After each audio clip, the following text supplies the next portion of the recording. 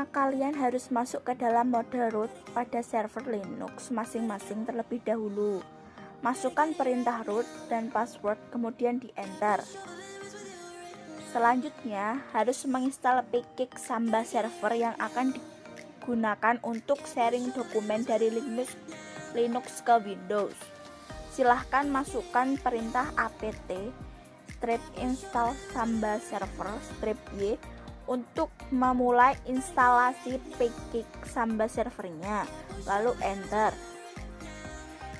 Jika sudah menginstal Samba servernya, edit atau konfigurasi file smb.conf-nya, masukkan perintah nano /etc /samba/smb.conf untuk melakukan konfigurasi file sambanya, lalu enter. Selanjutnya akan muncul banyak output seperti ini. Nah, untuk output ini nggak usah dipedulikan dan jangan dihapus ya. Sekarang di paling bawah kalian tambahkan perintah ini. Keterangan: wasjar.com adalah sebuah nama folder yang nantinya akan share dan juga ditampilkan atau dimunculkan pada klien. Comment sama dengan public anonymous access. Seperti di bahasa pemrograman, komentar digunakan untuk dijadikan sebuah note atau catatan atau sebuah pengingat saja. Path sama dengan /home/jar.com. /uas adalah lokasi folder atau directory yang akan di-share kepada klien atau letak folder. Browsable sama dengan yes adalah hak akses untuk folder yang di-share. Readable sama dengan yes adalah hak akses untuk menulis pada folder yang sudah kita share.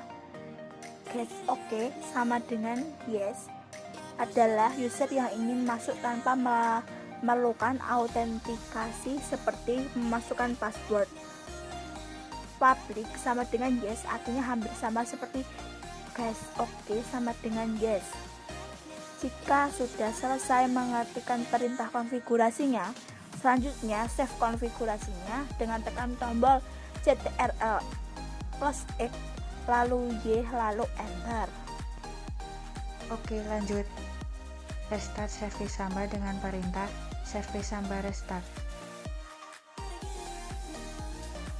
Nah, setelah selesai install dan konfigurasi Sambanya, langkah selanjutnya adalah melakukan uji coba apakah Samba server sudah benar-benar bekerja. Untuk melakukan tesnya, pastikan dahulu Linux Debian sebagai server dengan Windows sebagai klien ada dalam satu jaringan. Pada dasarnya, ada dua cara untuk mengatur alamat IP, yaitu static dan DHCP atau Dynamic Host Control Protocol, di mana IP static mengharuskan mengisi IP address, subnet mask, default gateway, dan DNS secara manual. Sedangkan pada IP DHCP, di mana IP address, subnet mask, dan default gateway akan terisi otomatis.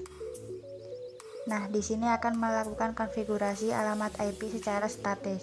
Caranya adalah dengan mengedit file /etc/network/interface. Edit seperti contoh berikut.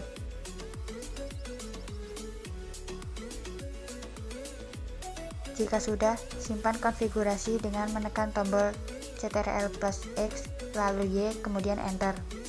Setelah itu, lakukan restart service network dengan perintah service networking restart. Jika oke, maka tidak ada masalah dari konfigurasi tadi, tetapi jika failed, pasti ada konfigurasi yang salah, maka cek kembali konfigurasimu. Selanjutnya, setting alamat IP Windows sebagai klien.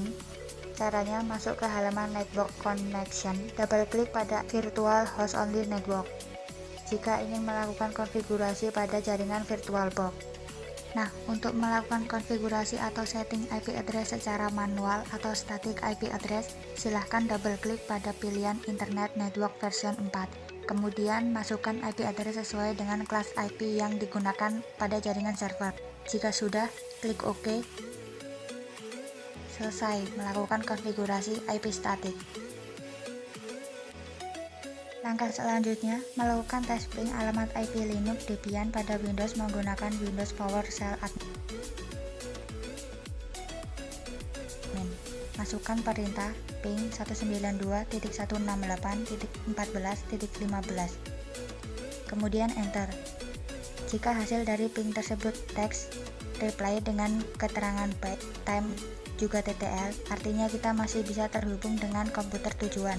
Bila dari perintah ping muncul keterangan request timeout atau RTO, berarti terjadi masalah pada koneksi atau sedang terjadi gangguan jaringan yang berarti tidak bisa terhubung dengan jaringan tersebut.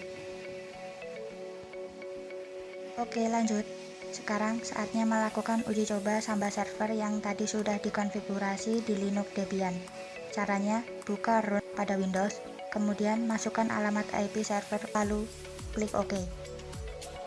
Kemudian akan muncul Windows Explorer berisi folder yang sudah dikonfigurasi tadi. Oke, langkah terakhir silahkan melakukan sharing dokumen dengan cara copy paste.